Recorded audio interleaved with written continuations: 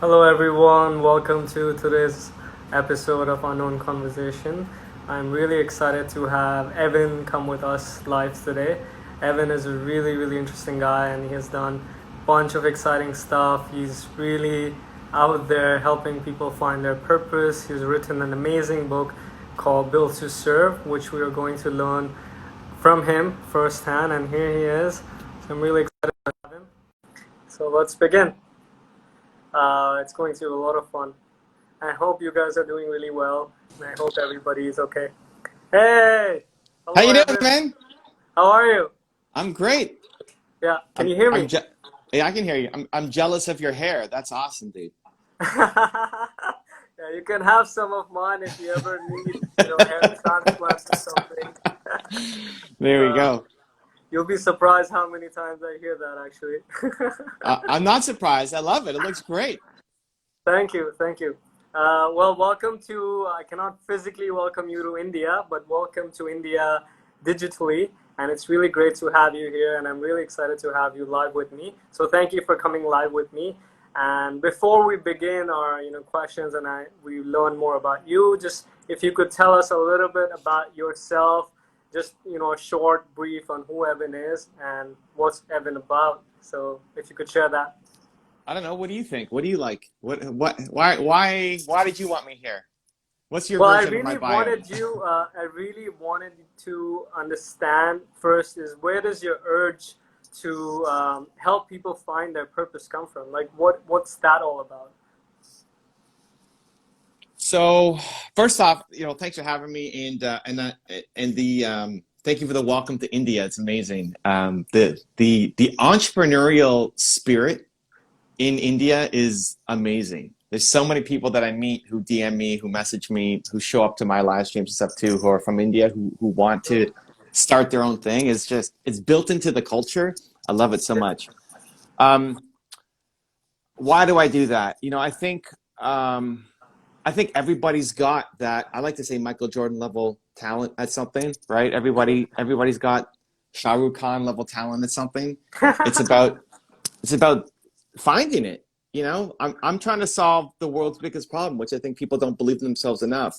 And if Mm, everybody could find out what they were genius at, I think we start solving a lot of the world's problems. I think so many people know they're capable of more, mm, and they're living a life that is beneath that level, but they mm, don't have the courage, the confidence, belief to actually go chase it down. You know you can do mm, more, but you're afraid of doing that thing, and so you stay in a life that's less than.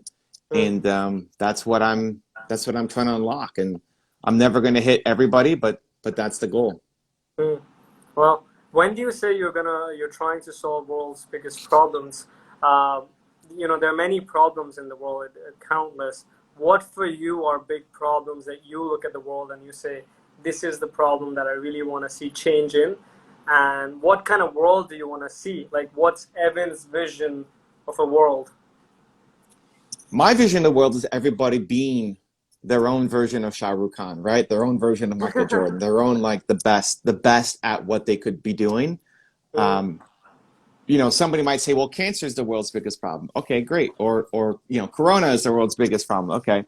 mm, I think the woman who solves cancer, who solves corona, is a manager at McDonald's because she never believed in herself enough to go chase down a medical degree. And mm, so, and if you imagine a world that everybody is living up to what they're capable of, everybody is trying to serve others, right? My book's built to mm, serve. It's mm, it's built into humanity. Like you want to serve, you want to help. We know how good it feels to help somebody else out. mm. So now imagine if everybody is serving each other every day. Everybody's living the highest potential. I don't even know what that world looks like, man. I mean, I want to live in it though. I mean, that's an exciting world to live in. Yeah, it's And really exciting. I'm just trying to unlock as many as people as possible along the journey. And I mean, I think it's an incredible vision, right? And it's difficult to say what the world looks like. And I am somebody who is definitely on the mission of raising human consciousness around the world and helping people, as you're saying, find their potential, understand that. But what do you think is holding people back? What do you think is holding people back in a collective sense to raise that consciousness, to achieve that potential, and kind of just be like, okay, this is it. We're in this together, and we're here to, you know, be our Shah Rukh Khan. What's Yeah, holding them yeah. back? One is lack of belief, and then the Mm, second is fear. So if you told most people, if you told them, hey, you could be the Shah Rukh Khan of something, they wouldn't believe mm, it. mm, They just don't believe that they're great. They don't believe they have that kind of potential. mm, They will blame other things. Well, I can't do it because my parents aren't wealthy, or because I don't have the education, or because, like, you just find all sorts of reasons. And we look at successful people and we often will demonize them and say, well, easy for them to say that, but I can't do that. It's the lack of belief that you're even capable of something, mm, but you're not happy. And so it's the choice that people make every day to take the easy way out, to escape to entertainment, as opposed to trying to go to education and try to get better and improve themselves. So mm, step number one is just the lack of belief. mm, Then if you actually find it, you unlock it, then it's the fear to chase it down. mm, So, for me, getting on big stages is still something I'm afraid of. My biggest fear is I'm going to disappoint people. So getting mm. on a big stage and having a couple thousand When you people say in the you audience. think you're gonna disappoint people, do you think that's coming from somewhere where you feel disappointed in yourself Um, for not giving you uh, 100% or not fulfilling your belief or completely going all in with, as Michael Jordan does? yeah, like, I think that's how I'll flip it. So I'll Mm, flip it to say I want to make myself proud. Um, I don't want to disappoint myself, and back down from the opportunity. Um, but I want I really value other people's attention, other people's time, um, and I don't want people to waste their time. And mm, I don't want to be somebody who wastes somebody's time. mm, And so if I'm invited to speak at an event, and whether there's one person who shows up, or a couple thousand people show up, I don't want people leaving there feeling like that was a waste of their time. mm, And so that's a great thing, in that um, it helps me push to do more, to give more value, to always over deliver, because I'm concerned about people not being happy. But it's also a bad thing in where I'll say no to opportunities that I should be saying yes to, because I'm afraid of doing that thing. mm, And so it's trying to catch those. It's trying to catch those moments, and I've gotten a lot better, with time and just awareness of the problem. That mm. if I get invited, even something like this, like if this was 7 years ago, I probably would have said no. I'm glad I you don't know did. who, I don't know a lot about this guy. What questions is he going to ask me? How do you set up Instagram Live? All of these things would be, legit answers in my head, but really Mm, underneath all of those is just fear. It's just mm, fear that I would show up on your show and not have good answers, and be a mm. disappointment for you and for the people who are watching. So fear, if you really think about it, fear, I think, is the root cause of many problems in the world, many challenges, and specifically now, like, you're really seeing this in the moments in the world right now, how much fear is being tapped, especially the mental fear, the survival fear, and you can really see how humanity operates in that fear. And until or unless you get out of the fear mindset, you kind of, take control back into your own empowered self. You don't really, elevate yourself. And how do you tackle your fear? Like, how do you overcome your fears? Do you have a set routine? Do you have processes? Like, what's your way of dealing with your fears? So this is interesting to see where, like, our worlds might collide, and finding some, I'm curious about your answer on that too, maybe from a more, holistic or spiritual approach. For me, step one is just awareness. I don't Most of the time we're not even aware of the fear. We can't label it as fear. Mm, Right? Like, again, if I said 7 years ago you invited me on your show, I would probably say no, but I would come up with really rational reasons why not to do it. mm, I'm too mm, busy. What question? Just I'd find so many different reasons why I wouldn't do it. mm, And we're smart, so you'll find really smart reasons to tell yourself why you can't do it. You're not going to mm, believe a stupid reason. You're going to believe a really smart reason. So you'll come up with really smart reasons why you can't do the thing. But deep down, it's just you're afraid, period. And so most of the time, even now, even today, like I don't even know what day it is, July 30th, 2020, recording this. I've probably already played small on a bunch of things today without even noticing it. So I think most of the time we subconsciously play small and live in fear, and we'll rationalize why we're doing it. So step number one is just try to catch it. If you can actually catch that it's just your fear talking, and sometimes that's you, sometimes that might be a friend of yours telling you that your husband or your wife, or even a video. Like I might watch a video of Elon Musk or Steve Jobs or somebody, or Shah Rukh Khan, and I see. Have Shah you Rukh seen Khan any Bollywood movie, by the way? I've seen a few. Some of them get dubbed and get brought over. But I have a Shah Rukh Khan. I didn't really know much about him, but there was one when we did a top 10 on him. He had one line that just really, really sunk deep with me. So that's why I reference it here. Do you remember? Yeah, he was talking about how when he's on a movie, he and I'm not going to get a word for word, but when he's on a movie set, he loves working with his colleagues. But when the movie's done, like filming is done, his colleagues keep asking him out to like, hey, come over to our party, hang out, let's have a barbecue, whatever. And he's like, I love you, but I don't want to hang out. And what he said was he connects with people through the work. He gets his connection to people through working with them, not through hanging out and parties and barbecues. And when I read that, I was like, holy cow, that's me. That's me. And it's in my book. Like that line is in Built to Serve, because when I saw that video back again, it's like, man, I used to think I was so weird because I love connecting with people through the mission, through entrepreneurship. But they'll be like, this is amazing right now. But maybe I don't talk to you for another month or 6 months or even like 3 years. But if you came back in 3 years and said, hey, Evan, let's do it again and talk about entrepreneurship and mindset. Yeah, let's do it. I'm excited. But connecting in between of I don't know, just checking in to say, hey, how you doing? Or let's do a barbecue. I don't do that. And I always thought I was weird and different.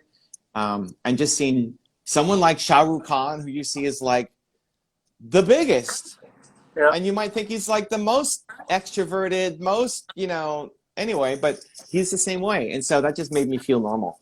Or at least made me feel a little more accepted. I think it's actually good to be a little weird and different because, you kind of look at world with a different set of lens and you understand and you perceive and you grow in a different sense. I think, as a spiritual person, I completely believe in the oneness in all life. But as an artist, I also know that on a relative scale, we're different beings. We all have different gifts and we're bringing different things into life. So it's important to kind of bring what resonates with us the most, to do what we love doing the most and bring that to the table, because that's really what makes us happy. At the end of the day, there's not much to life. We have 80, 70 years, and I think this year has taught us that, life and death, it's a very short line, very short distance between it. So we don't have much time, so might as well make use of it doing something that we love. And coming from that, I want to ask you about your book, Built to Serve, author to author. Where did you come up with the idea for it? What was the inspiration behind it? And what is it all about? So, well, the idea is you're built to serve. Like as a human, you're built to serve. It's hardwired into you. I love the title, by the way. It's amazing. The title is just, it hits you right there. And you're just nice. Like, okay, I like it. I love it. We fought a lot, dude. We fought a lot about the title. And this is when, when you're working with publishers, everybody has their own opinion on what you should be doing. And at some point you gotta lay down the line and do it. Let me get it. So did it take you longer to come up with the title than writing the book? No. It took me longer to write the book than to come up with the title. But okay, so this is the book, Built to Serve. Initially, it was called Who, Why, How. So it was Who, Why, How, because that's the process that I guide people through. And the publisher loved it, like Who, Why, How. And then one of the things that people don't do in the publishing industry is send off their manuscript to people to test run, to look at, right? So an author writes a book. the author, you know, loves it. The author gives it to the publisher, and then the publisher has feedback. But then that's it. You never actually test it out with people, with actual readers. So I was shocked, because in any other business, you start talking to customers before you launch a giant product. So I did this for my first book, and then I did it for this one. So we printed off 30 copies of mine, not of this, because this is like the final fancy, you know, product. It was just in a binder, you know, 30 copies for people to read. And people were, and you what I handed found those was, out to friends and, you know, colleagues, or just random people? people who are kind of connected to me already. About half of them were entrepreneurs and half of them weren't entrepreneurs, because my audience is kind of people who usually want to start a business. But I wrote it as something that could be applicable to a broader audience, and so I wanted the non-entrepreneur feedback on it. So the initial title was Who I Have. And then people, when they were reading the book, they loved it. But when they're giving feedback, or when I was talking to them, they would always mess up the title. They would call it like who, where, why, who, what, when, who. Like, you couldn't remember the Who I Have. They couldn't remember that process, that sequence. And I said, people can't remember the name of my book. Like, these are friends, and you know, like, if they can't remember it, what are the chances that somebody who's just seen it for the first time is going to remember it? And so I asked everybody, hey, give me some, I know you gave me great feedback on the book. What do you think about the title? And then somebody said, Built to Serve. And I'm like, oh my God, I love that title. So one of the 30 people who read my book at the beginning suggested Built to Serve, Ron. And then I gave that to my publisher, and they said, no, we don't like Built to, we love Who I Have. We don't like Built to Serve. If you're going to change it, instead of built, they said, make it build. So Build to Serve. And like, no, I don't like it, because the idea is humans are built to serve. Anyway, so I had to fight with them. You just have to listen to your Yeah, like I said, you know what, guys? We're doing it. I like it. It's built to serve. Even the cover, they said, don't do purple. Don't do purple. Only Rich Dad, Poor Dad is like the only business book that's ever done well in purple. Yeah. Don't do purple. And so what I did was I split test this design against 14 other designs, so 15 total. And we looked at which one was getting the highest people clicking on it. And it was this one, purple. So I said, you know what, guys, we're going purple. We're calling it Built to Serve. And like, at some point, you just got to lay down the line and go. And that's the, like, trusting the experts who know what they're doing versus trusting your gut and feeling your way through. And it's always that kind of combination. That's actually interesting you said that, because I feel personally as well, you know, I've been on this journey for several years now, having written books, I've been writing books, and I'm actually doing what you did with your book, with giving out manuscripts. I did that with my new book, and I'm trying to get titles from people because I cannot come up with one. But I want to ask you this, is how important is listening to your gut feeling and your intuition into making decisions into your entrepreneurial life, and not just always thinking rationally? Well, okay, so thinking rationally, thinking with your brain allows you to only understand the world that currently exists. So I like to say you make your big decisions with your heart, or you can say your gut, and the small decisions with the brain. So your brain is designed to keep you safe, keep you protected, and it only understands a world that currently is, because that's what's logical. It's what's already been done. Doing something new isn't logical. There's no data for it, but doing something that's already been done is logical. The problem is that's a boring life if you're only doing something that's already been done.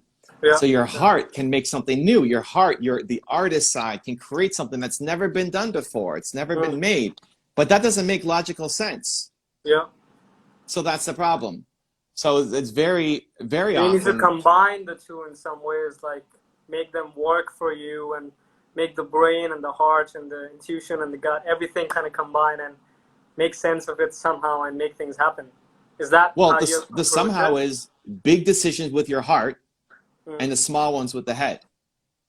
So if you're gonna say, you know, I'm gonna write a book, like your heart says, I'm gonna write a book. Your brain could say, you're gonna write a book. You've never written a book before. You didn't go to school for this. You don't have the money for this. No publisher's going to sign. Like, all the practical reasons are legit. They're there why you should not write a book and why you will not have success writing the book. Logically, it doesn't make any sense. But emotionally, your heart is saying, no, I've got this burning desire to write a book. I have to birth this thing. So that's where people often then don't take any action. That conflict between the brain and the heart leads to inaction.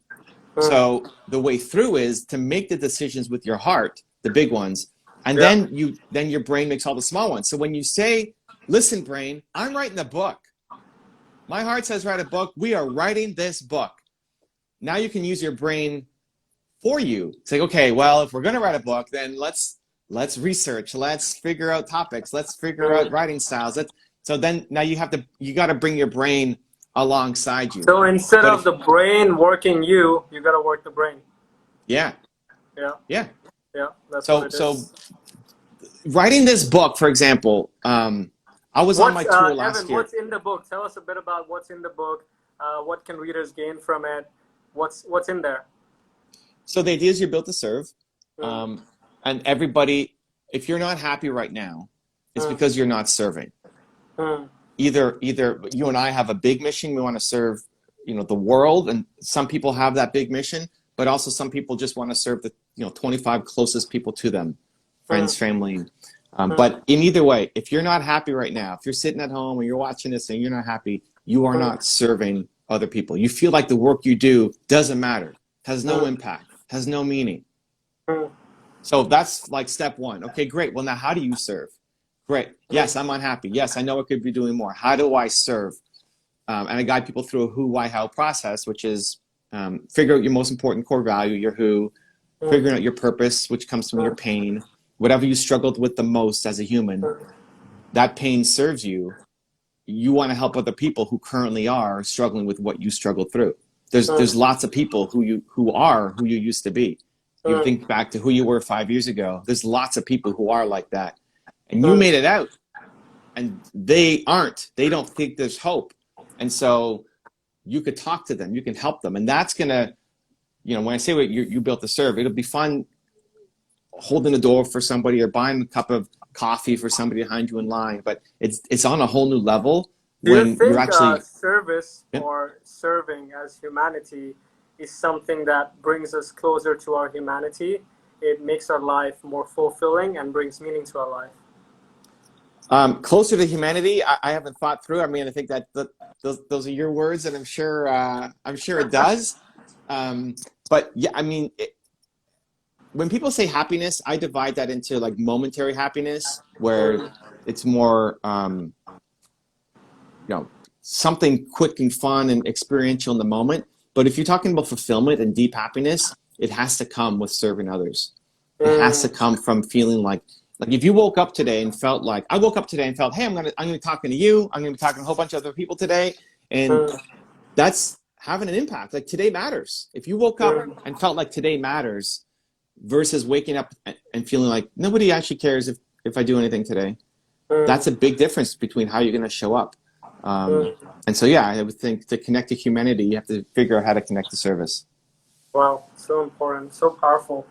Evan, thank you. Thank you so much for coming live with me and sharing your insights about the book, about you, about how you overcame your fears, your doubts, your insecurities to be living this life of entrepreneurial, life of hustle, of giving, of serving, of really, bringing so much meaning into your life and purpose into other people's life with your actions, with your approach, with your humility, with everything that you're doing. And I know words aren't enough, but I'm really, really glad that you came. I want to encourage people to buy your book, to get your book, and so that they can make their lives impactful, so they can start serving in whatever scale that they can, so that, as a whole, as humanity can raise in their consciousness, and collectively we can go stronger as a species. So thank you so much, Evan, for coming. Do you have any last words to share before we end our live? Just make today count. Make it count, right? Like it's easy to get inspired by something like this, or watch a video, or read a book, and say, well, tomorrow I'm going to do something. No, today counts. Like if you got any energy from this session, pour it into making something that serves somebody else today. Like today matters. Before you hit your head on the pillow tonight, you have to feel like you did something that was worthy of you today. Love it. Thank you so much, Evan. Thank you again for Cool, man. coming. Thank you for the Uh, love. bye. Take care.